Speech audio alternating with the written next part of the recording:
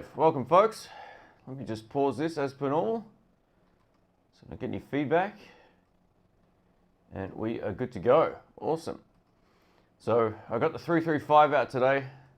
Something a little bit different. This has been in the cupboard for months. I go through phases with this guitar where it's the only guitar I want to play, and then other days, or other months I should say, just sits there doing nothing. So I thought I'd get it out. I enjoyed the last time we did the live stream. I used the Love Rock, the Tokai Love Rock Les Paul style guitar with this patch, and it sounded great. So I thought I'd give this one a go. All right, Mitch, how are you? Surfer B, welcome from Boston. Boston's a great city. Jamal, welcome, mate. We got a Tiny House Musician, welcome. Hey Man, that's a cool name. Simon, welcome. And Rolando, is that how you pronounce that? That's cool, from Puerto Rico.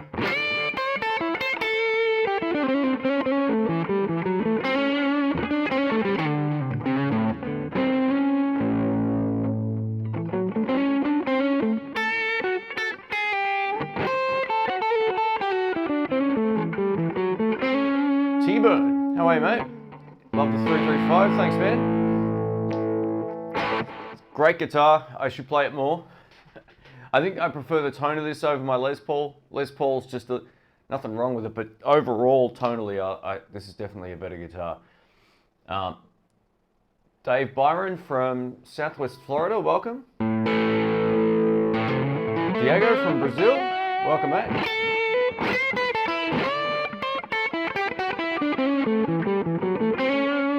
Guitar Rehab from Sweden, I'll be over there in a week.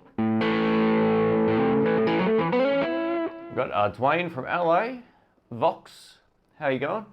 And Guitar Rehab, I might have already said hi, but if not, g'day Kurt.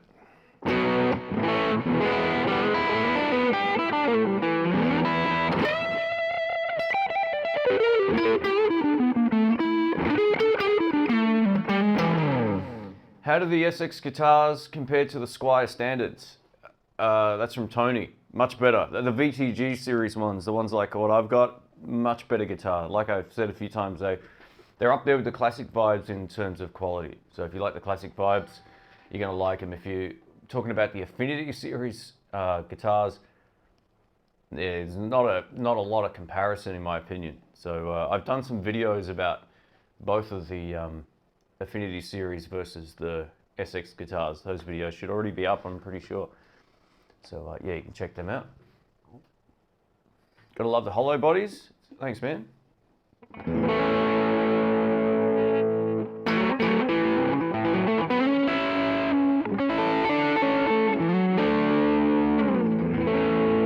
So this is the Studio 22 that I was using the other day. I've backed the gain off a little bit from the Mesa Boogie.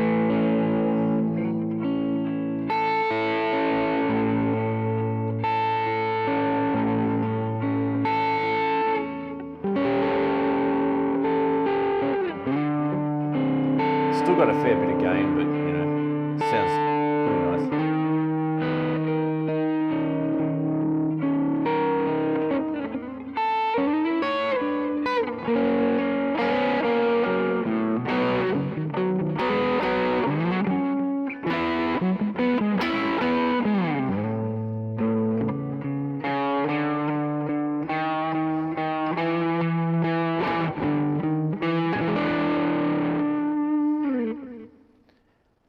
All right, we've got Piet from Old Holland. Okay, cool.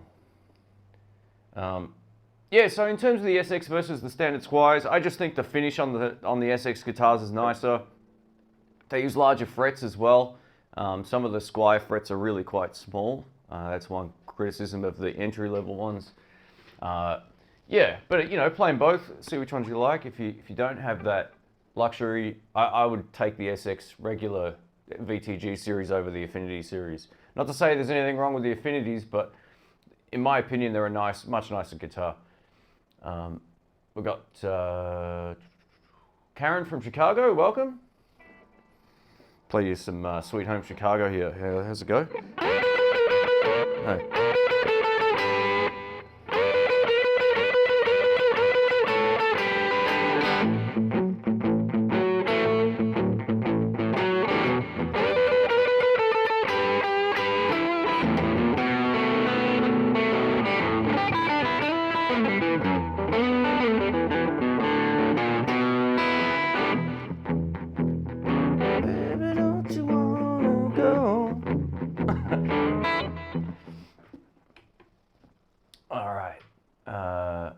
Randy, welcome.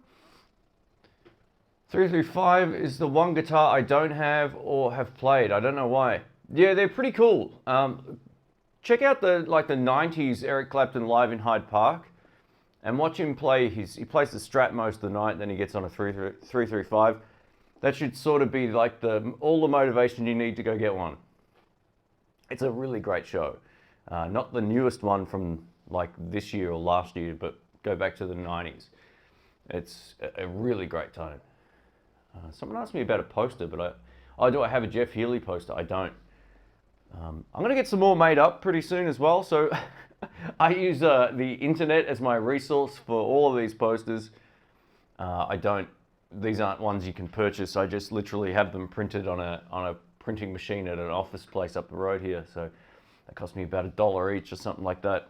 And they're worth it because it just livens up the room a little bit. But I might actually start getting some larger ones done. I found some pretty high res pictures I really like. And these are A2s, I think they're called. So they're bigger or A3s maybe, A3s. So they're quite large. They're about twice the size of a regular piece of paper. But I want to get some bigger ones done as well. How do I get some good noise separation? Oh, how do I get such good noise separation? I'm using a shirt microphone here. So it's not like hopefully picking up my strings too much. I'm using a different mic today too. If it's no good, let us know. But no one's complained yet, so that's a good sign. And then I'm going into the Kemper profiling app. And that's all going direct to the sound card. So there's no live guitar being blasted out in front of the microphone. If I did it that way, the mic would clip all the time. It would be really annoying.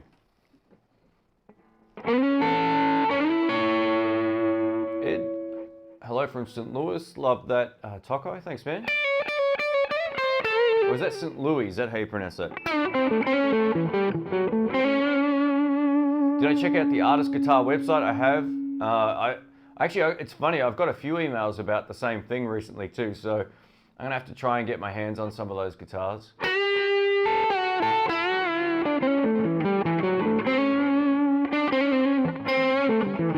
What sets the 335 apart from other guitars? Well, the one thing is once you turn up loud and you're playing live, you can occasionally feel the wind come out of the F-holes and it'll hit you in the arm if you've got your arm over the hole. The first time that happened, I thought I was getting electrocuted. I was like, what just happened? So they sustain differently as well. I reckon a 335, once you sort of wind it up, has great sustain. I think that does have something to do with the F-holes. But yeah, you can also feel the wind kind of coming out of the holes. You won't at lower volumes, and I'm not obviously going to feel it now, but once you get going with it and you've got a loud amp behind you, it's really great. I also think the neck pickups are a lot more sort of snappy than some Les Pauls, not all, but...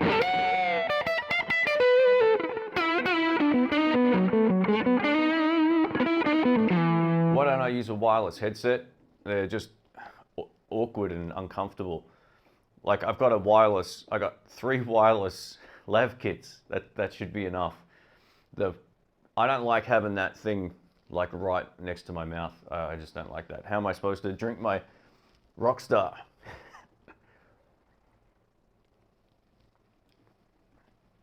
How does it handle playing lightly to clean up a bit? Well, I'll turn it down a bit. You can have a listen.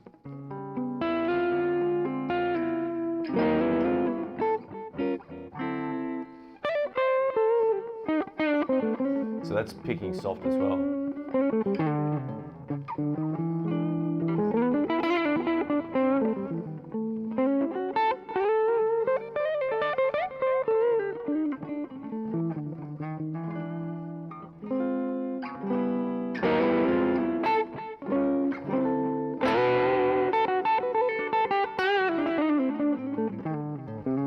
Even with it back up, and I'll still pick soft.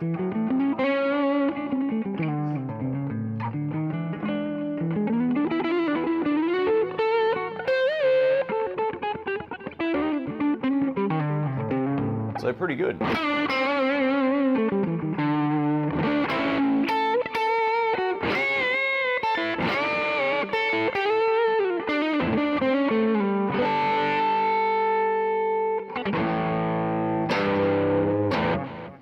There's a lot of inexpensive guitars out there these days that are pretty nice. That's from 74 Dartman.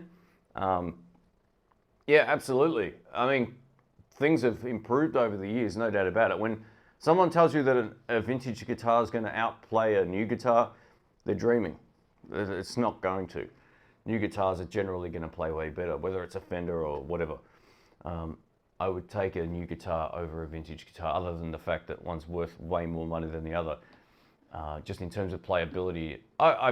It's not 100% always the case, but I've found that the ones that I've played, with the exception of like a Gretsch that was really nice from the 60s, most of the old Fender guitars don't play as well as their new counterparts that I've played. But they're lefties, so I don't have as many to choose from.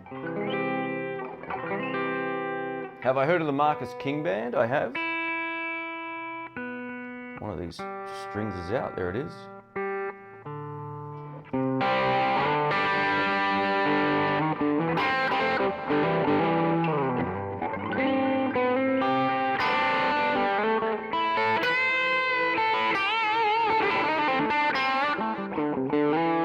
What pickups are in this Tokai? This is all stock. The only thing I've changed is the switch and the strings. But yeah, no, these are the stock pickups. That's why I bought it. When I had a Gibson, I had the neck pickup kind of sounded like this. Then when I got this one, it was like, it had just way more sort of snap. And I went, wow, these pickups are great. So whatever they've put in there, the Japanese pickups are, yeah, this is all stock. I was pretty lucky with this guitar, to be honest. I got it for a good deal because it was used and never played. This was from the same collection of guitars that I actually got my got old Gold Top from as well, that VOS one that I don't have anymore. So both of these came from that guy, and from a shop, but from the guy that sold it to the shop. So yeah, this was a really great steal. All right. The ultimate lead tone is that creamy singing Santana bluesy sound. Yeah, it's cool. I mean, you know, it's all subjective stuff, but that's a great tone as well. I like that as well.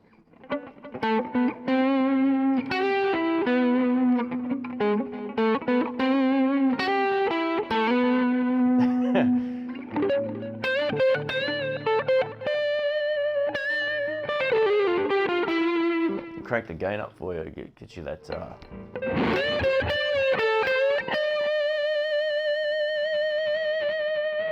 Yeah. So it gets a little bit sort of oversaturated, but still sounds cool.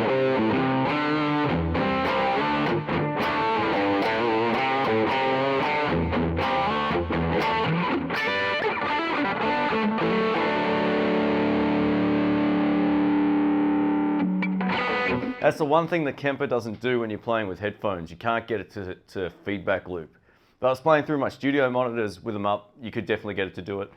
But yeah, that sort of, it would want to feed back usually like that.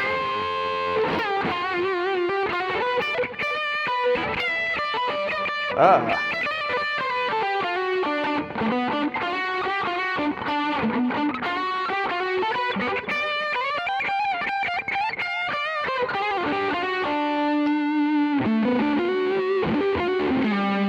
Yeah, I'm really digging this boogie tone, you know. I was messing around with the settings just before I started. I went over to the DSL and I was like, yeah, this is great. But there's something about the boogie and humbuckers that really works well. We've got Larry from Texas. Welcome, man. Hey, Shane, can we get a video of soundproofing a room on the cheap? No. Unfortunately, I don't have the capabilities to do that where I live, unfortunately. I don't own this place, so I can't really soundproof it. What I would suggest, and something we did at an old studio, was to build some stand-up sort of, just basically pad out some stand-up pieces of wood. So get a little, you know, piece that runs along the bottom. It's like a fence basically, but just get a couple of pieces of wood, put some padding between it, or on either side, and you can use them as baffles basically. So that's the cheap way of sort of making baffles. You don't need to get, well, it depends on what you're doing, of course, but I sometimes find like putting those things up on the wall, like I used to do that at the studio as well. We had all those little acoustic foam squares. It didn't help in the end. Like, it was just a waste of money. We would have needed way more of them, but another way you can do it too is just also, if you can, just put up, go to like I don't know, some sort of, I don't know where you live, but we've got these shops, what are they called? Like donation shops, basically, where people donate stuff. Go buy some really big curtains, really thick curtains, and hang them on the wall. That's a really good way of sort of killing the reflections and doing it way easier than buying all that acoustic foam. You can get some velvet curtains or stuff like that. That would be a way to do it, and it might actually look pretty cool too. It depends on your room too. Those acoustic foam things do work to some extent, but they don't really cancel out the noise. It just stops the reflections, and that's two different things. So if you really want to isolate things and try to make them less loud, it's a whole different process. Haha, thanks, Terry.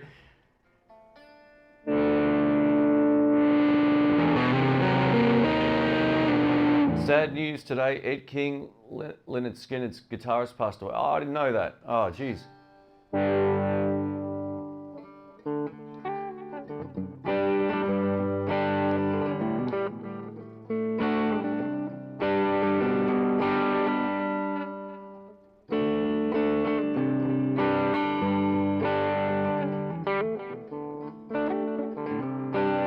There's a song you'll never hear me play,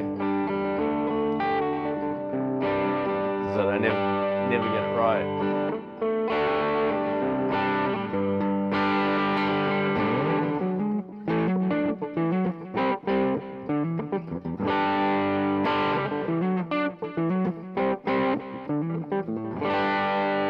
Yeah, something like that.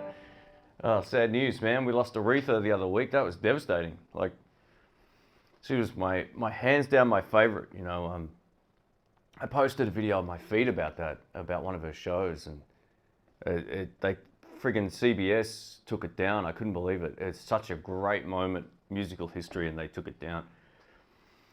Yeah, that was pretty sad. You know, like yeah, Aretha was. There's no one else. There's not another singer that was like Aretha that's still here. Like, she's just amazing. So, what a shame. Just gets out and kills it every single time. You know, even into her 70s. So,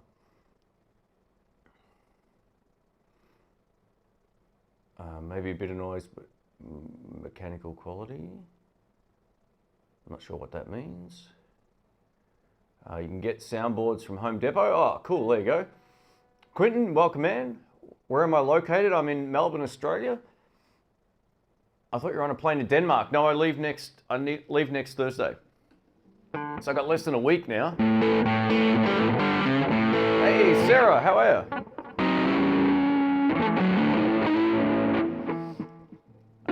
I saw your little avatar pop up there. One of my friends. We're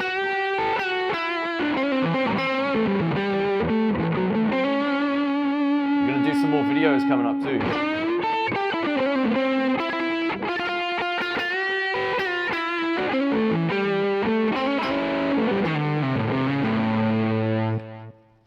Yeah, Aretha was, I've said this for years, like my favorite female singer of all time, Aretha, hands down. I think what it was too, I was introduced to her like really early. Like, I would have been in maybe my grade 5 at school. So, you know, watching the Blues Brothers also got me into James Brown, you know. And both of those, I was just like, they're both great. And it's funny, like, Aretha was like the Hendrix of female vocals, man. Just unbelievable. Like, you know, the force of nature thing, just really, really great. Just type in anything from her live and enjoy. And the funny thing is too, when they did the Blues Brothers, she didn't lip sync any of that. That was all done live. Supposedly that was like the biggest editing headache that anyone's ever done, because the singers couldn't lip sync; they just sang. Same with James Brown. None of that was what do you call it, like lip synced and all that kind of stuff. So a lot of the stuff they played was live, and it made it really hard to capture everything and to get it all done. So thanks, Sarah.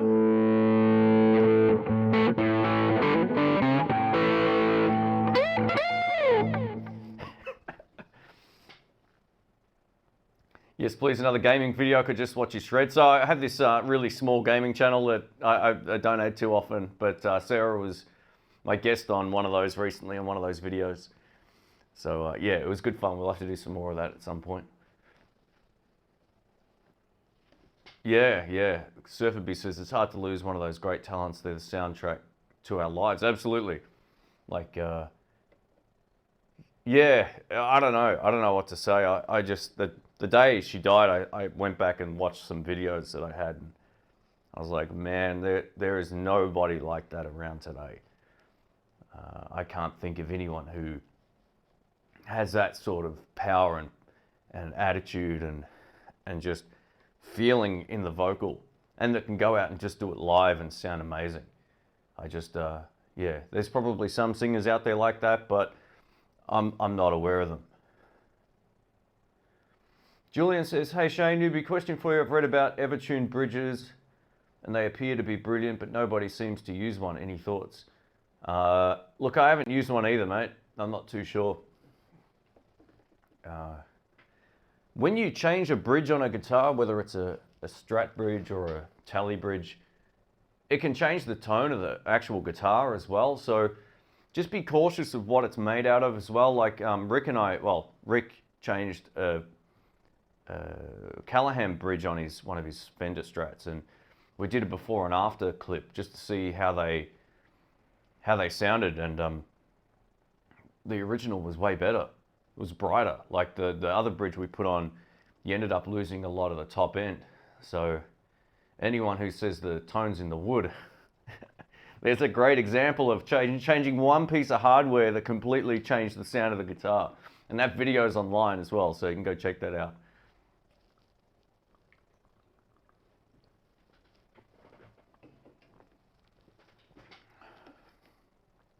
Larry says, Shane, if you get a chance while you're in Denmark, go check out the Jake Green Band, and they're a great blues band.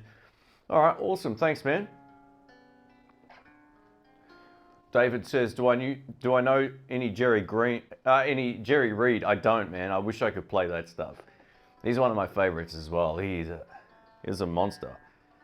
Great singer, full of charisma. If you don't know Jerry Reed, folks, go check him out.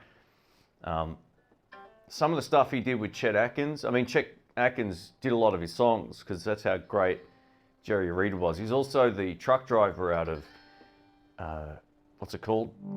What's the movie called? Smokey and the Bandit.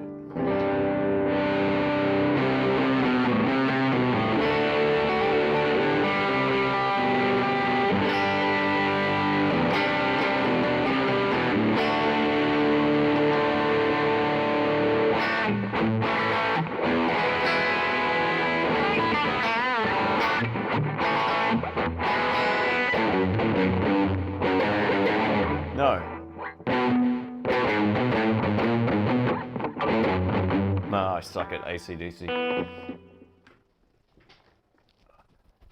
Is Foster's really Australian for beer? Look, I don't think it's honestly that popular here. I think that's an overseas marketing campaign, to be honest. I don't really drink any beer. I've had one in like 4 or 5 years. I don't see a lot of people drinking it here. Love the sound of that guitar. Thanks. So I've got a couple of other guitars out. Oh, I've only got one. I got the PRS, but we'll get to that later. I've owned a Mesa 50 caliber plus for about 10 years and totally love the lead channel. Yeah, man, I'm starting to come around as well.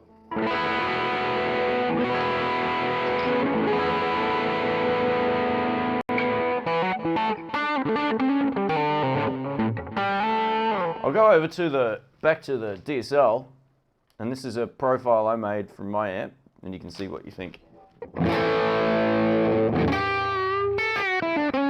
And there's no delay, which obviously...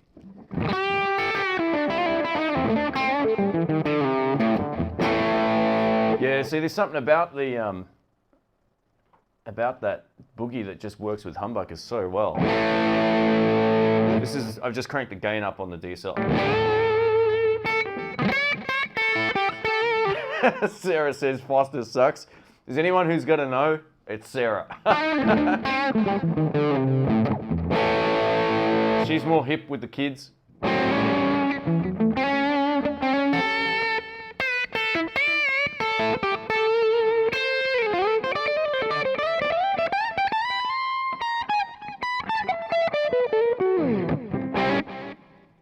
All right, might change guitars. Let's do it. I haven't played this for a few weeks. It's been abandoned.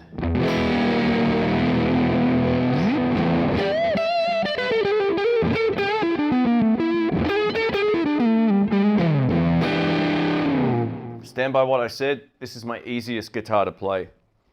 Pick it up and it feels great. Foster's is probably like the Americans' old Milwaukee beer. I think it's more like they've got another one that's everyone laughs at, Budweiser.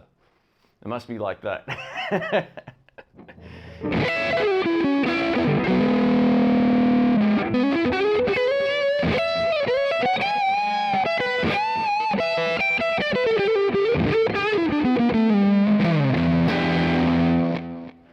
How would I suggest running a three-band EQ pedal with the amp? These are questions you can only really answer yourself, man. Like if the amp's not bright enough, turn the treble up. If, on the pedal, or back the bass off sometimes on the EQ pedal, or back it off on the amp. I did a really good video a while back about how to use EQ pedals and what you should be listening for. You don't always have to be adding frequencies. Sometimes you take away like a bit of low end and it can brighten up the amp as well. So just try to use your ears, and there's no right or wrong with this sort of stuff. If you feel like you need more tops, add more top end. I'm naturally left-handed. This is from, I'm not sure what username that is, sorry. I'm naturally left-handed but play right-handed. Do you think I should relearn guitar as a lefty? Have you ever heard of that? No, look, just play right-handed, man. If you air guitar this way, play that way. Yeah, I always say to people, like, someone's kids want to play guitar and they're rocking out as a left-hander, then they're a lefty. If they rock out this way, they're right-handed, without a guitar in the hand at all. So it's the air guitar method, if whichever way feels better. But you got to say, like guys like Knopfler ended up playing pretty well, and he's a lefty that plays right-handed. Steve from Boston's a lefty that plays right-handed as well. So yeah, there's plenty of guys out there who are naturally left-handed who don't play guitar at all left-handed. So thanks, Sarah. Have a good day. I'll catch up with you soon. I'll speak to you before I go away.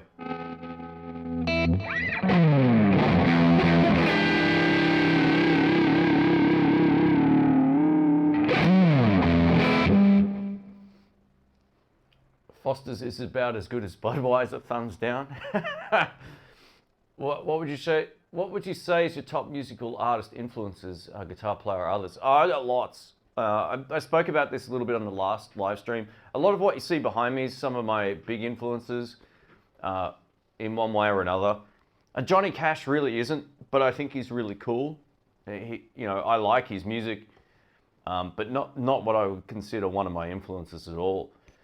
Dr. John, I spoke about last time. Obviously Eric Clapton. I'm not as huge into the Cream stuff as I am into his 90s blues, which in my opinion was his best stuff. It's all opinionated stuff. Currently, Chris Kane's my favorite guitar player singer by a mile. He's an absolute monster. If you haven't heard of him, go look him up. Another guy that was more modern who died unfortunately last year, I think, Michael Burke's fantastic guitar player, singer. A bit like Albert King vocally, but a much more sort of broader guitarist. He could play a lot of different stuff. Obviously Hendrix. When I first got into playing blues, I loved Robert Cray. I still like Robert Cray now, but I don't really listen to him a whole lot. Albert King was pretty much the poster that's missing. I did have an Albert King poster on here, but it was not very good, so I took it down. I love Knopfler, obviously. Van Morrison's another favorite of mine as well. I think there's something about his style of music that really appeals to me. It's just, it ends up sounding almost timeless. And I'm not talking about Brown Eyed Girl, although that's arguably a good song.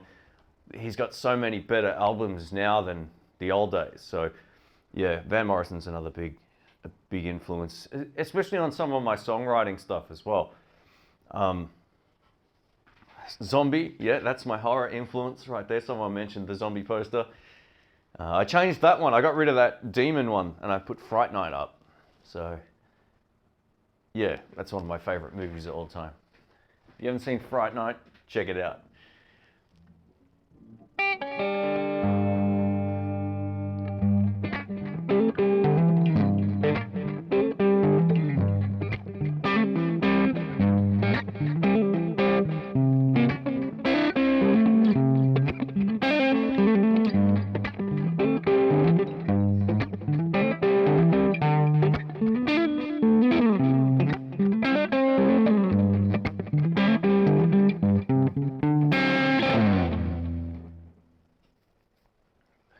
There, that was from Habs. The Zombies really influenced Shane. What inspired the trip to Sweden? So Denmark was the idea. I just wanted to go do something different. I'm also catching up with a friend of mine. So it's a combination of things. Like when I first started doing my own thing, I wanted to make more time to enjoy other stuff, and I haven't been doing that a whole lot. So it was a twofold thing. Catching up with a friend over there. And just to do something random and different and live a little. That's the plan. And it was cheap to get to. I got to say, like, that was another huge thing. It would probably cost me the same to get to like the west coast of Australia and back than it would to get to Denmark and back. So it was like, oh, let's go there. Am I familiar with Vince Gill? Yeah, great player. Yeah, I always like those sort of Van Morrison feels that are like.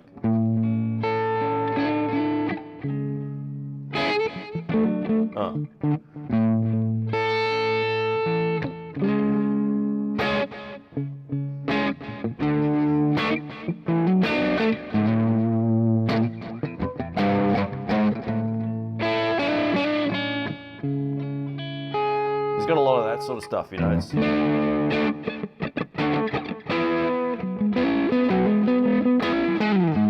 Those sort of chord progressions is just really cool. Kind of reminds me of a twist on, you know.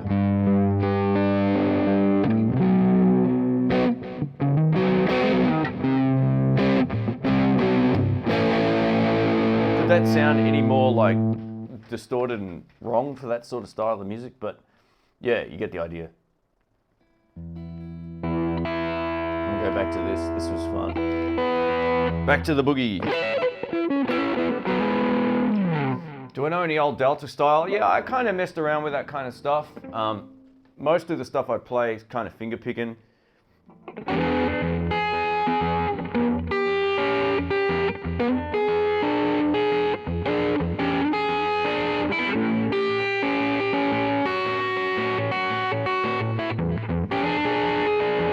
It took me years to get the thumb to keep the rhythm going. That was just something that just came over time. I can't do it perfectly, but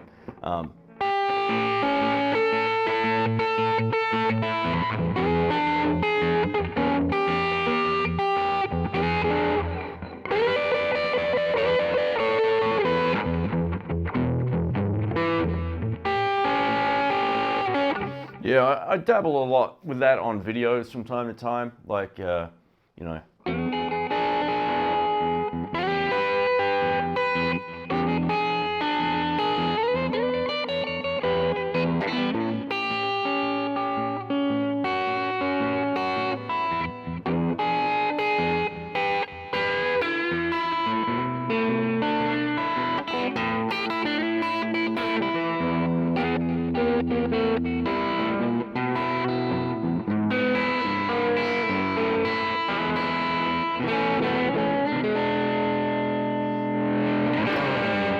like a whole mix of stuff I've learnt over the years. Ronnie Earl's a really great player. That's where I stole that sort of run from. Well, he was a great player. It's funny, you know, like he won Blues Player of the Year, and I watched him do a gig with Chris Kane online, and he just noodled over everything, and it was so loud. Like, I don't know what happened to that guy. He used to play really tasty and very almost sparse, you know, like he had great phrasing and he knew when not to play. I don't know if he was just drunk or something, but man, that gig was really disappointing. PRS sounds creamy. Yeah, it does. It's one of those guitars you can get a lot of bite out of it too. Like, it's also got good sustain. It's got good note attack, and yeah, I don't know. I just love playing it. Little, that's the plan. Good words. Yeah, absolutely. I tell you what, when you do YouTube, it's very consuming. It is. Like, I didn't realize like how consuming it was until maybe like this year. Like, I always work hard with whatever it is I do anyway, but it's one of those things where it's like, it's very consuming. It's hard to explain to people because it keeps changing. So if you're not active, your channel basically falls off the planet. So you got to keep at it. And I just needed a bit of a break, but I've scheduled up videos until next month now, actually until I think around the 15th. So I'm pretty good to go. I'm going to put together a little trip video as well. Just, I don't know, something different for the channel. We're going to, someone asked, is it going to be no guitar stuff? I'm not planning on doing any demos or anything. I'm gonna go through and do 2 walkthroughs of 2 shops. They're already organized, like Guitar Search Saturday videos, but I don't really plan on just visiting shops all day. I'm gonna go do other stuff. But yeah, it should be fun. Thanks, Dave. Have a good one, man. Yeah, just a short week and a bit vacation. It's like 8 days or something. I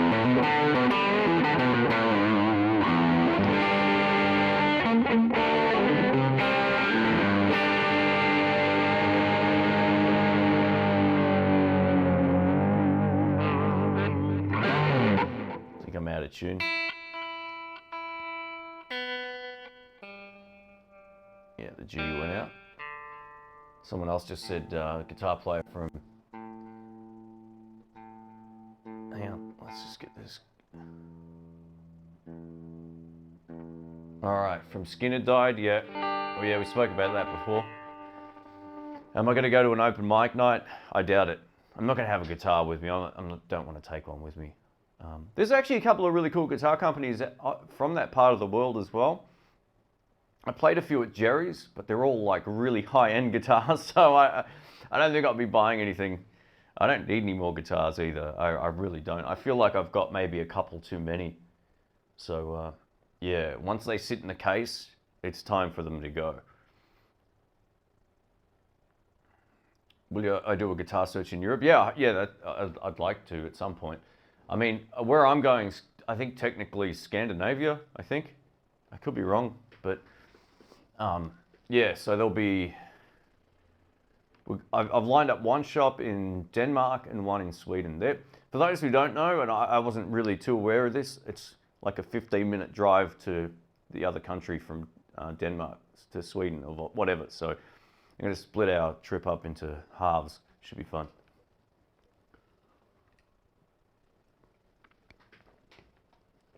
Have I tried the SR Les Pauls? Or 335s? SRs. I don't know what that is. What does that stand for? Sorry, I'm not too sure. I'll know it maybe when I hear it, but SR Les Pauls or 335s? No, I'm not too sure.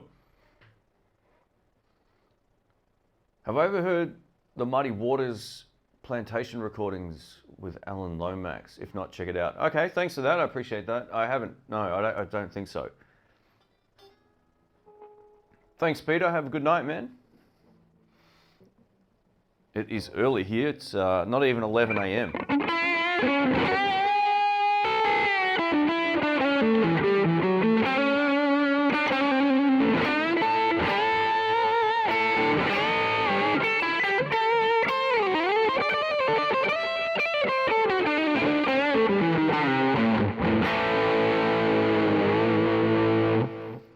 Someone just said, oh, I caught you streaming GTA 5 in the wee hours a couple of days ago. You deleted it, but we all know you cheated on your guitar. Yeah, I like to do a random weird stream every now and then on the INTHEBLUES channel. It usually has either one of two effects. It goes over all right, or no one likes it at all. But yeah, I was pretty tired actually. I probably shouldn't have bothered. I should have done it on a different day. But anyway, do I still rate the Ignited Rebel 30 amp? Now, that's an interesting question because I don't have it anymore, right? But the 30 head, I've heard it through a 212 box and it sounded killer. So my suggestion is if you buy one of those Rebel 30s, excuse me, don't buy one of the Ignited boxes. They're terrible. That was part of the reason I took that back, was the fact that the box was awful. I heard it going through a 2x12 Fender cab and it was unreal. So yeah, as a head, it's great. They also make a 212 amp combo, I think, as well with that now. But my suggestion is stay as far away from the boxes as you can and just get something else. Even get a PV212 cab or a single 12 will work as well, but just don't buy an Ignited box. I think they're totally doing those amps a disservice. Any views on the Princeton Deluxe 68 reissue? Surprisingly, yeah, I don't mind that amp. I had a chance to shoot out that versus the 65 a while back. The 65 is probably the cleanest of them all, but the 68's a fatter kind of sound as well, and it distorts a little bit quicker. So if that's what you're after, it'll probably be a good amp for that. I've owned the 68 Deluxe Reverb and 65 Deluxe Reverb as well. I ended up keeping the 65 for just that little bit more headroom, but they're both fine. In terms of the Princetons, I like them both.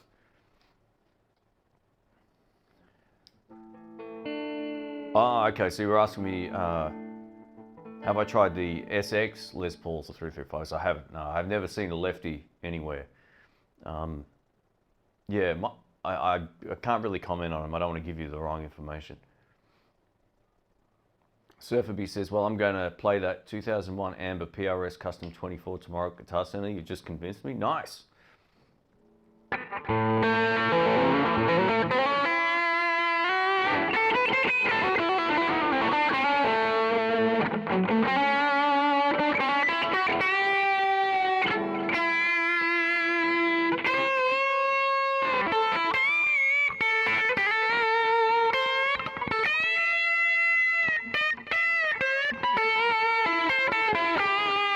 So Alan says, hey there from New Zealand, long-term watcher, first-time question. What's your opinion on the Pearly Gates humbuckers? They sound pretty good. A friend of mine put one in the bridge position on his Strat, and it sounded pretty great. Anytime you go to buy pickups, always try to watch a before and after comparison. Make sure you like that particular pickup more. It's one thing to watch a demo on pickups. It doesn't really it doesn't give you a frame of reference to if they're actually any better than what was in there before. So just double check that. See if you can watch as many videos as you can if you don't have a chance to just pick a guitar up and play them. But a lot of people like those pickups. So if anyone else in the comments has them, feel free to let me know. I'll let you know. I should say, sorry, I'm reading and talking at the same time. My coordination's not very good.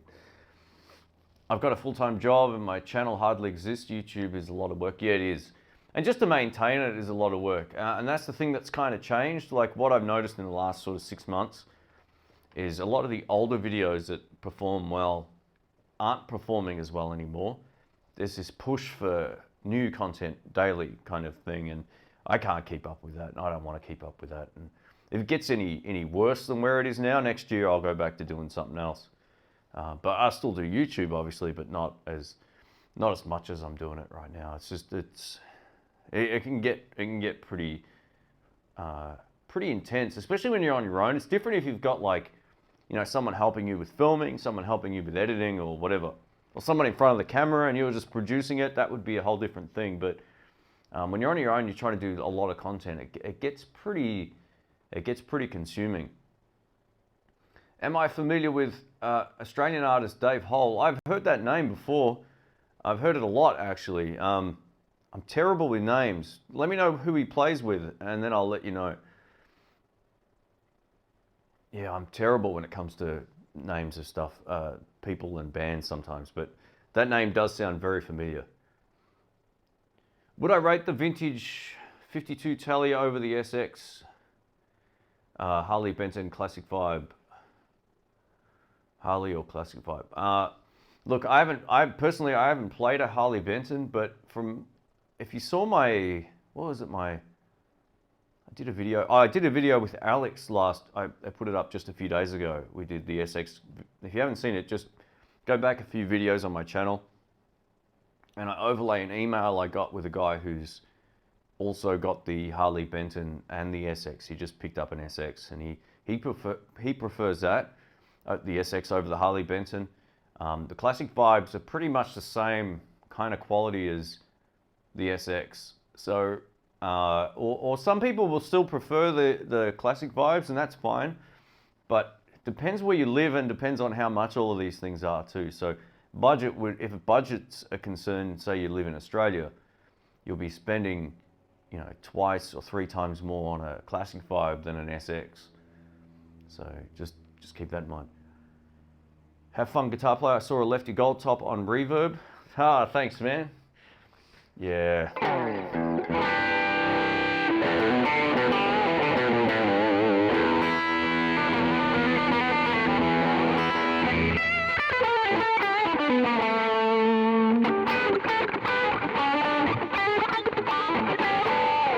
Yeah, I'm not really in a place to be buying gold tops right now, but maybe down the line.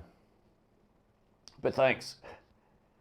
I went into my studio to jam today, and everyone I played sounded like crap. Ever have those days? Yeah, absolutely. Some days I go to film and I can't play. So I stop and I come back the next day. I usually shoot the intro clip first, and I know pretty quickly whether or not I'm going to continue filming that day. I'll give it 3 to 5 goes, and if I can't nail a solo in 3 to 5 goes, I'll stop. Because I know if I just persist, it's going to take me 10 or 15 goes to get them right, and then I just wasted an hour. So for me, I like to get them in 1 or 2 takes. I've learnt to sort of just warm up a bit before I film. Just not warm up, but just have a quick play around. Especially when it's colder, like it is now. Oh, it's not that cold today outside, but in here it's kind of cold. I always find when it's warm, I play better as well. It's just one of those weird things.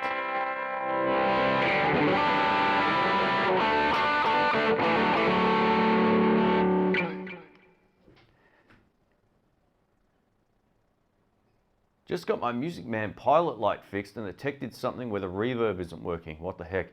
So if that's a spring reverb, just go down into where the 2 RCA cables attached to the to the tank, and just turn them slightly. I might have just moved a little bit in transport. That it could just be that. I don't think the pilot light has anything to do with the reverb circuit. So just double check that the RCA cables haven't come loose, or just sometimes they corrode slightly, and if you just turn it like a quarter of a turn, they're not bolted in or anything, so they can pull them in and out. Just turn it a hair and see if that makes the contact. Hopefully that's all it is. I've had stuff like that happen before where I'm like, why isn't the reverb tank working now? And I'm like, oh yeah, it's fixed.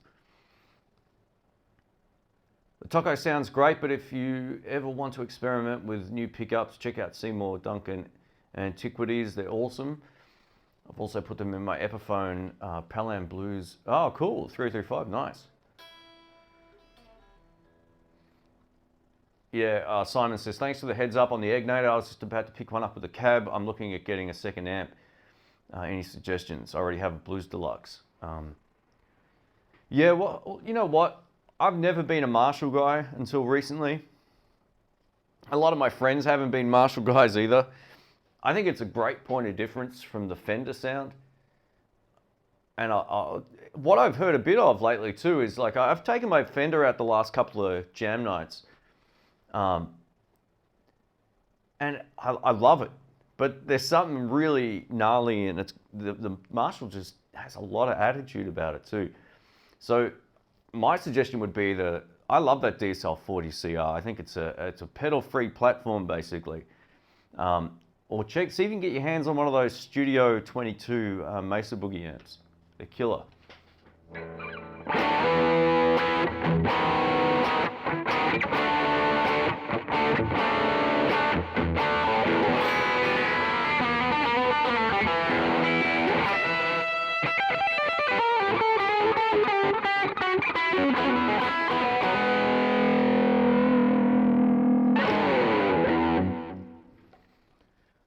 Head and cab, always. So the good thing about if you're buying a head and a cab, you got the flexibility of just buying different heads and using the same box. It's probably something I probably should have done a while back, was just to get different heads and have a good single 12 and 2x12. And then I would have been set. But you know, there are amps that don't have heads, like the Vills. If that's the kind of sound you want, then you're kind of stuck buying one of their amps. But yeah, look, in terms of the Agnator, just make sure you use a better box. Those little boxes are useless. They rattle, the handles come loose. It's just terrible.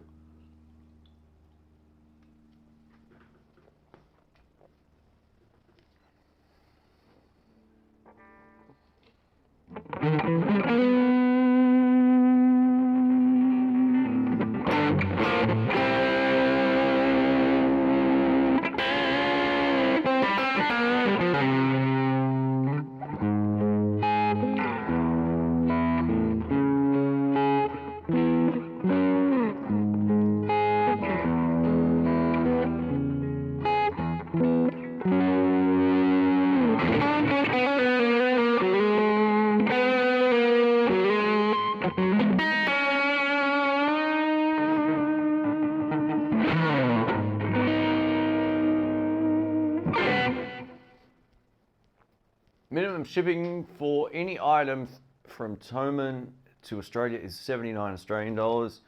Maybe okay on a $2,000 guitar, but painful on a $250 pedal. Yeah, now they got that whole GST on everything rule. Yeah, it'd probably add up to more than that as well. Yeah, that sucks. Look, pedals shouldn't cost that much to ship overseas. So why ever, maybe on a, it doesn't make sense. Like, no pedal should cost $79 to send it overseas. Doesn't make any sense. I can get them overseas to the US and Canada for about 33 bucks for something over 500 grams. So yeah, so in terms of that, you can, have I got it here? Someone's just mentioning you can basically spray the connectors on the reverb tank. I don't have any of that in this room, but I've got some. I use it quite a bit. It's like kind of like a spray for electronics. I used it on, you know what? I actually sold the other PV Bandit, the new one. So I used it on that amp when I first got it. A couple of the pots were they needed a bit of a spray. Gave them a spray and it was fine.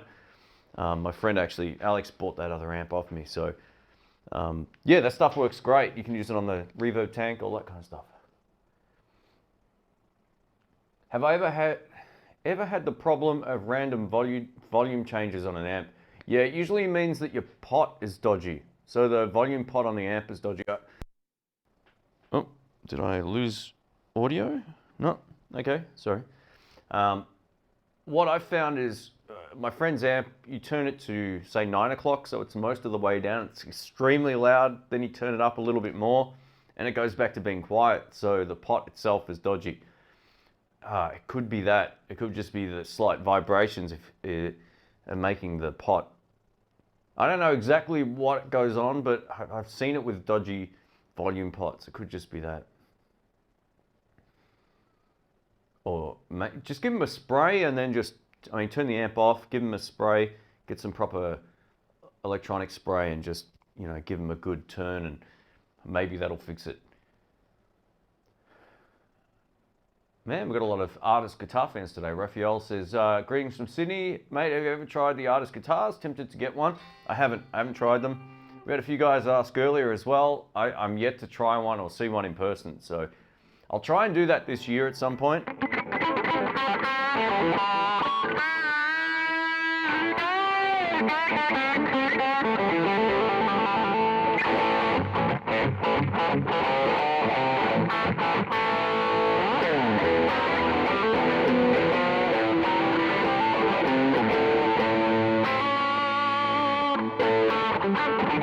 Am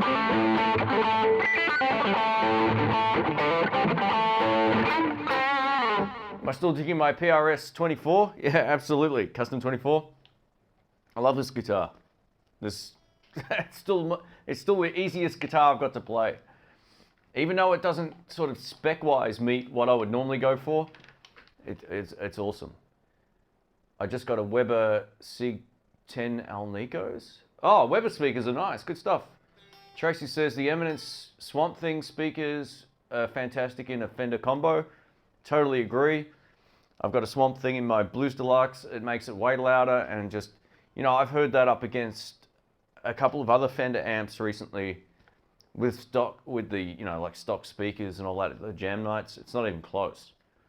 It sounds completely different. So yeah, I'm a big fan of that. The Texas Heats are also really great. I got the Texas Heat. Actually, I don't even have the Texas Heat in the Bandit anymore. I'm going to try it in the Studio Pro 112. When I did that last shootout, I took the Texas Heat out. Is it over here still? Let me have a look. Where did I put it? Oh, it's out there. I was going to grab it. Let me grab it.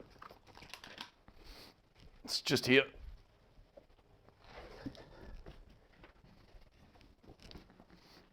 All right. My cable keeps hitting the mic. That's why it keeps muting. I'll try it this way. Hopefully that helps. I have a Swamp Thing in my Deluxe 112. Oh man, Deluxe 112s are great. So this is the Texas Heat. The Swamp Thing magnet is even bigger than this. These are really cool speakers as well, but yeah, this is, I reckon this is the way to go. If you've got a valve amp and it's a Fender amp or whatever, the Swamp Thing or the Texas Heat are a good choice. In most PVs, I reckon the the Texas Heat will be a better choice from what I hear. So these would be the way to go. How about warehouse speakers? I've had some. You know what? I didn't like them anywhere near as much as I thought I was going to like them.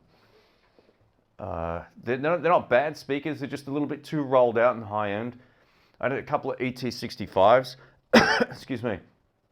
And yeah, it dropped the volume of my amp, and it made it sound way too rolled out and high end. It lost all of its oomph as well. And that was going from a vintage 30, and I'm not a huge vintage 30 fan. So I kind of felt I was pretty disappointed. If you like a really smooth sound, doesn't really stick out of the mix too much, then maybe they're a good tone. They're a good recording speaker because they're pretty smooth, but just not really my thing. I love the Eminence speakers. Out of all the speakers I've had over the years, Celestion speakers are good as well, but I don't think you can beat the Swamp Thing because it's so loud. They're just a great Fender-ish kind of speaker. The Texas Heat will turn an average amp into an absolute ball terror. That's great. Is that a new one or a used one? Oh, so that speaker's mine. That was the one that was in the Bandit for the last couple of years. I took it out when I did the Bandit shootout recently.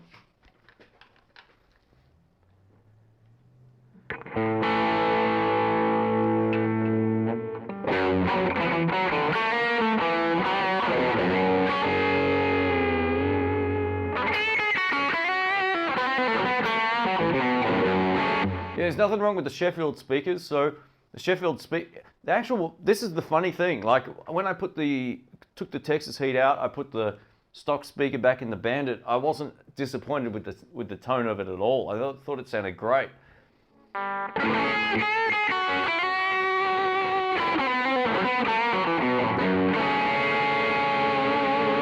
Do I find myself playing different on different guitars? Yeah, to some extent, but I try not to let that bother me too much. I've played so many different guitars in so many different situations now where I think that's the whole thing. You get a different guitar to be inspired to play differently to some extent. But then again, you got to play the way that works for you. So there's nothing to stop you from playing almost anything on any guitar. I don't think that's...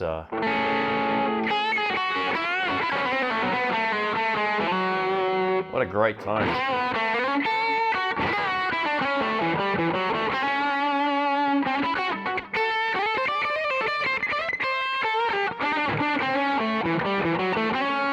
So my Bandits had the blue marbles.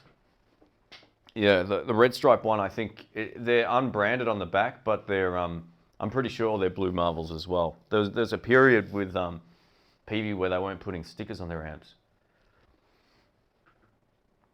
What's my favorite Albert King lick? Cadillac Assembly Line's a great song. Yeah, absolutely.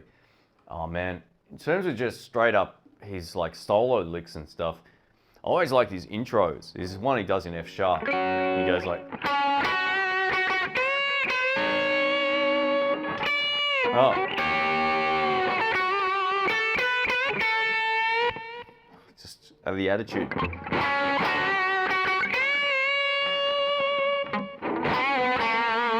Yeah, Albert's awesome, man.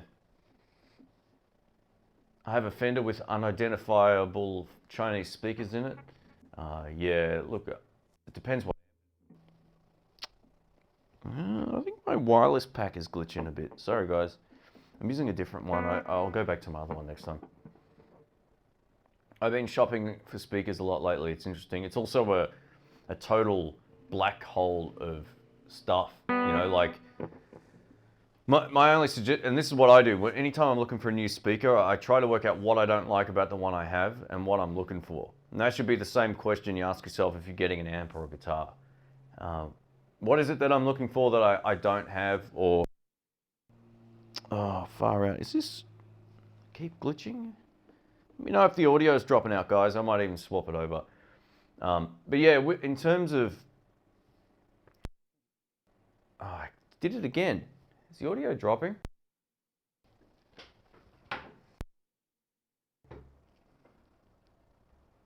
Maybe the cable's loose. Let me have a look.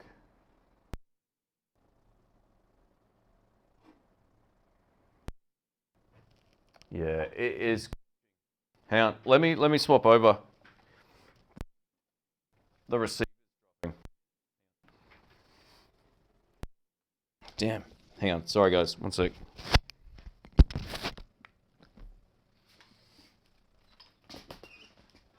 I'll untangle all of that stuff.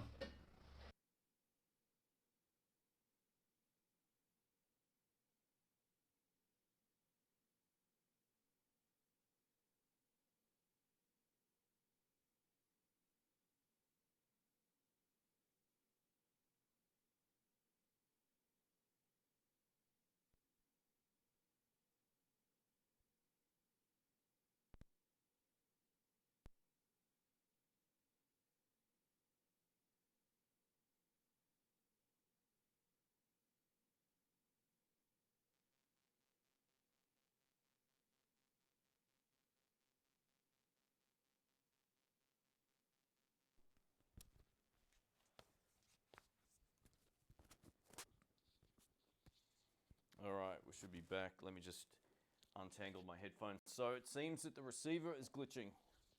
It might be getting interference from all the other electronics. This one I'm using now is going to be way better. This is the one I normally use. I just was lazy. I should have just hooked it up. Oh, man. Mess of cables. So the lesson is, quality stuff always works better than the cheap stuff, sometimes. Now, I'm going to turn up. 1, 2, 2, 2, 2. Yo, all right. So, there we go. How's that? Is that any better? So yeah, it looked like the transmitter was actually dropping. I thought it was my, this hitting the mic, but that's a different sound. So yeah, it seems to be a glitch with my receiver. All right, sorry about that. Audio isn't dropping. Why was I hearing it drop? Okay. Interesting.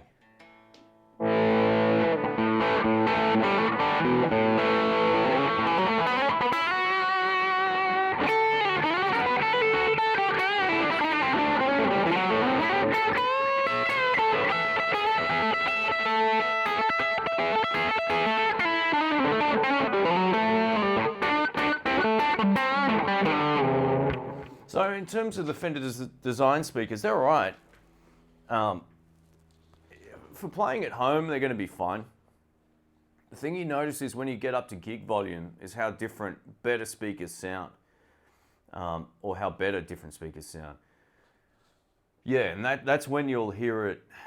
That's when you'll hear it the most, is in the mix, and it's make or break. You know, like I said, I've upgraded speakers, and been way more dissatisfied than the one that was already in the amp.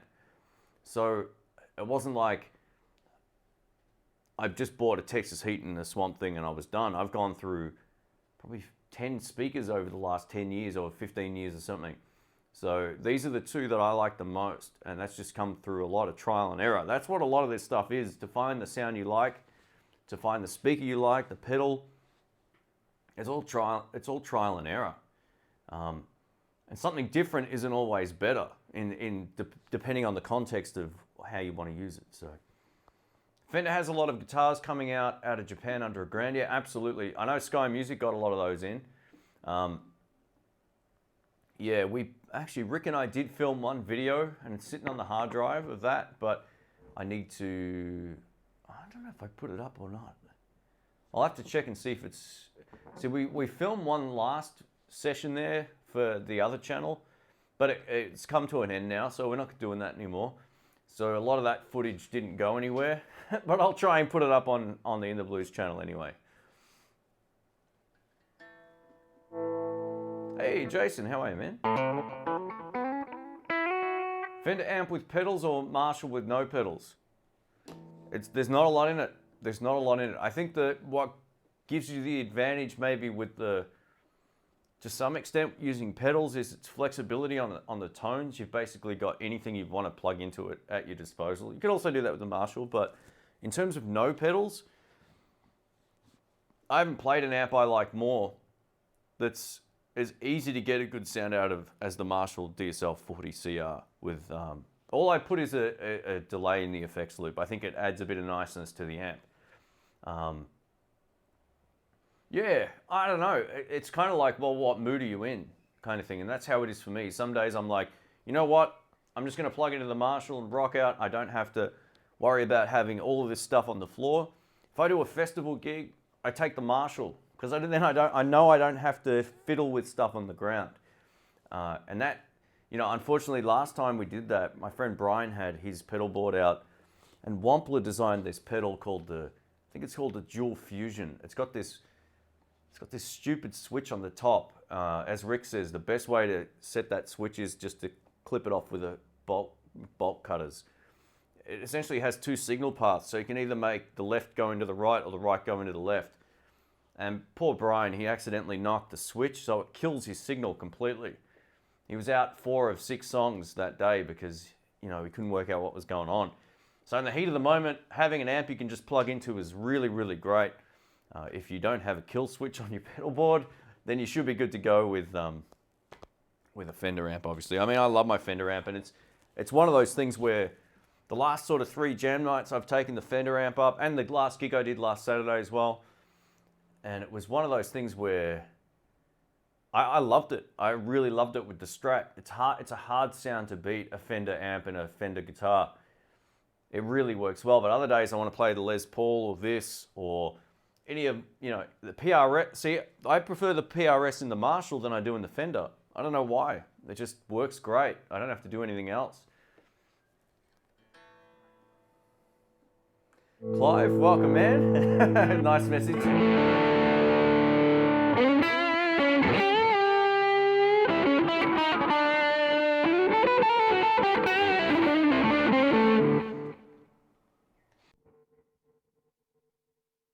Excuse me, sorry guys.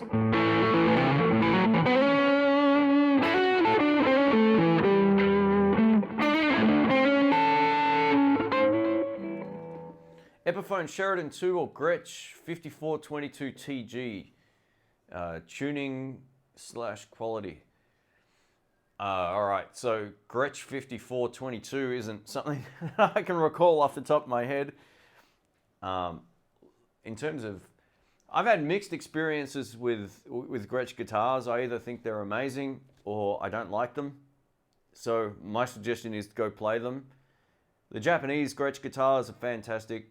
I think they're all probably made there now anyway, but They also make some that have well, they used to, maybe not now, but they did have a little while back. They had some with a floating bridge.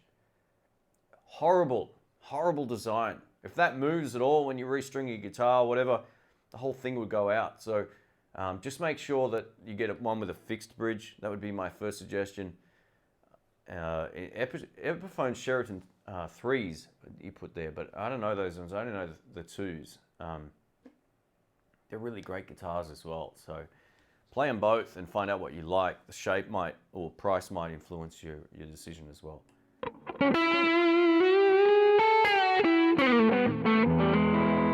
I did play quite a number of those Streamliners and stuff at Jerry's last year. They were pretty cool. But yeah, they're two different sounds, you know. It's like, do you want a 335 sound, or do you want sort of like a rockabilly, rock and roll kind of sound? I don't know. To me, they sound like two very different guitars. Lucid Dreamer says, hi Shane, you're my go-to guy for reviews, so cheers for that. I wanted to boost my solos and I'm going through a Joyo British emulator. Which boost do you recommend would do me the best? So if you're going into one of those Joyo pedals, probably something like a Klon style pedal would be good. You can try like the Kalen, I reviewed one called the Kalen Pegasus. That will definitely give you a really great boost sound. I think that would probably suit that amp as well, or that amp pedal. So yeah, I always find they're like the best kind of, you know, within that price range is what I'm thinking of. That would probably be the go-to pedal. You might get a good boost out of also something just generic like a Joyo vintage overdrive pedal as well, like their Tube Screamer. But I would go for the Kalen. I would go for the Kalen Pegasus. I think that's probably, in my experience recording with those pedals, those things are great.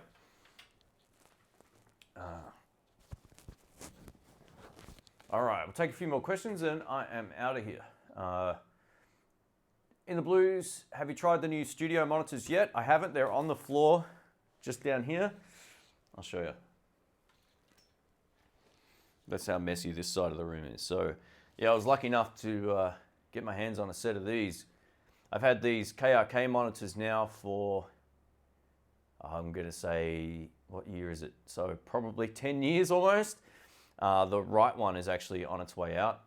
So that'll be, yeah, like I get a rattle out of the cone there, unfortunately. So these turned up with perfect timing. So I haven't tried them. One thing I'll tell you straight off the bat is these are lighter.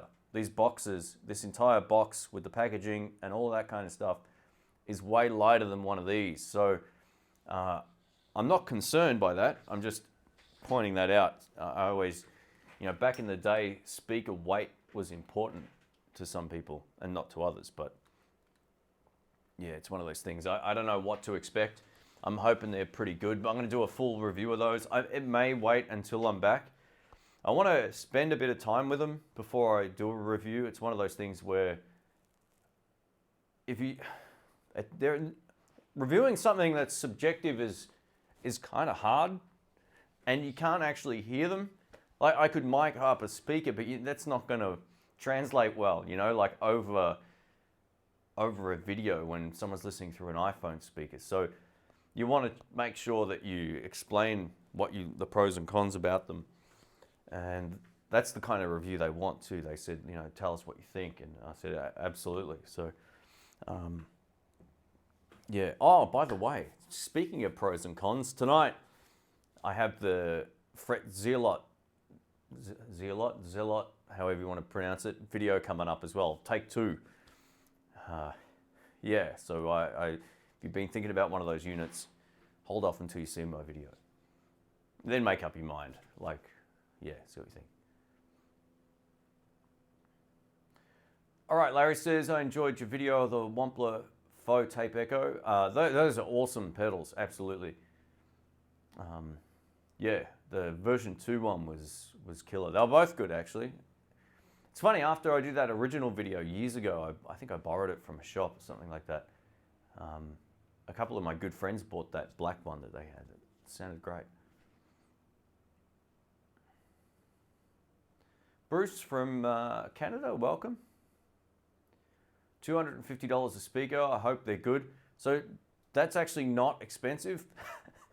Back in the day, these old KRK monitors were way more expensive than that here in Australia anyway. So I paid close to $1,000. I think it was like $899 for both of those speakers. But that said, I've probably produced, I don't know, 12 albums. Oh no, maybe not that many. No, it'd be close to 12 albums on these speakers. So they've done really, really well, including all of the YouTube stuff that I've done over the years. If you go back probably close to 10 years on my channel, you'll see these in the background. I even had a quick video at the studio. It's like upstairs room at a warehouse. And I had these there as well. So they've been around. They've been around. I was thinking about, they're maybe a little bit big for this room, the 8s, but you know, they work great. I'm used to them, and that's what it comes down to. I think when you're buying a set of studio monitors, you have to learn them. It's not something like one sounds way better than the other one. It's like, what does this one enhance or not enhance that these other ones didn't or do? So these Rocket, I'll just give you a quick example. These Rocket KRKs, it's really easy to overmix the bass in your mix unless you know how they sound. So I undermix the low end all the time just listening to these, and when I put it in my car or in any other sound system, it's fine. But it took me a while to work out that, okay, so these underemphasize the bass almost. So you're hearing less low end than you probably would on any other system. So I'm looking forward to giving these Atom audio speakers a go, because it means I'm going to have to relearn its sweet spots in the room. So, or in, you know, just to what I'm listening to. So it should be interesting. Is this the last stream before you leave for your vacation? I don't know. I might do one more. I might try and do one just before I head off. I've been really busy just getting the last of the videos done. And I'm almost caught up. I got maybe one more I need to film. So we'll see how we go. But we're going to see more Slosh. Yeah, down the track. Absolutely. I haven't done any more videos of their... I haven't done any more videos that require that character yet, but I'll do some more. How do you rate Moore pedals? Any standouts? Yeah, look, I had a chance to just test out their red truck yesterday. I mean, I've had it for probably 4 weeks, but I shot the video yesterday. It's really quite good. I really like it a lot. It's like an all-in-one. It's got all the essentials in there, and it sounds great. It's got a tuner built in.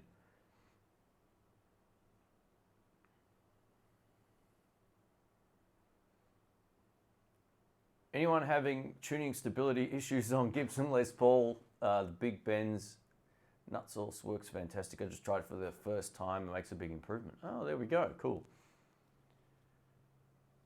I think tuning stability issues might be well known in the Gibson community. I could be wrong about that. I drive bus all day. It's fun to listen to you talk in details about the studio stuff and mixing and all that. Oh, thanks, man. I appreciate that. I might do a podcast more about it coming up as well. It's one thing that I've got some ideas for some longer, like just maybe audio. I might just put it on my actual audio podcast itself. So if you're not subscribed on iTunes, I do a free podcast. You can listen to it there. If you don't have iTunes, you can go to INTHEBLUESpodcast.com and listen to it there as well. Although I do upload the video to YouTube, some of them are just audio only, so you can check that out. Have I tried the Plimsoll from Full Tone? Absolutely. It's one of my favorite pedals of all time. I've owned two. I bought one. I used it exclusively with a Klon for ages. I sold it because I thought I liked another pedal more, and I didn't. I went back to the Plimsoll. I don't use them now, but they're really cool. For what they do, they got just a fat, modern sound that works great. I don't like the second clipping stage at all, so I'd usually leave that off, but especially in solid state amps, like if you're playing a Plimsoll into a PV Bandit, it sounds great. Do I think the music industry is out of ideas for making new pedals? Yeah, absolutely. There's things about pedals that are coming up that are different. Like I just got this sent to me as well. I can't even remember where this is from, to be honest, but I'll look it up. This just turned up about 10 minutes before I went live. And its unique feature so far is the fact it's in a 1980s wooden box. I haven't plugged it in, so I don't know what it sounds like. I know Daryl Braun did a video of one of these, and he got it to sound. He reckons he loves it, but yeah, I haven't had a chance to plug this in and test it out yet. But I think most of the stuff has been done. You know, what you're going to see creatively coming up are pedals that are, you know, like people are going to put more time or maybe more creativity into a board that does everything. I think that's what it comes down to. But I'm pretty sure most stuff is, the stuff that people like for music has all been done. It just comes down to slight nuances that might appeal to certain people, how they look, where they're built, how they're made, all that kind of thing. Like some people won't buy PCB or like cheap, inexpensive pedals at all. They only want hand-wired stuff, and that's fair enough. I mean, everyone likes different things, but you know, tonally, there's not going to be a huge difference between some of this stuff. That's kind of why I like some of the stuff that's coming out of Greece. They're kind of giving you something that, you know, overdrive pedals have been done, but what the Royal Flush does, I don't hear in a lot of pedals. It's really musical. It's easy to use. There's not a whole lot of toggle switches and crap you don't need. It just, they work. And that's kind of, for me, functionality is a huge thing. So if this is functional with 2 controls, that's pretty cool. It's just when people are doing the same stuff over and over again, I can see how there's a burnout of pedal creativity out there. It's just, there's not a lot out there. Backspin, hi Shane, greetings from Sweden. Enjoy your cheap stuff reviews. Thanks, man. I like to mix it up. I try to appeal to, you know, people who like more expensive stuff, people who don't. And, you know, I like cheap stuff if it's good too. So,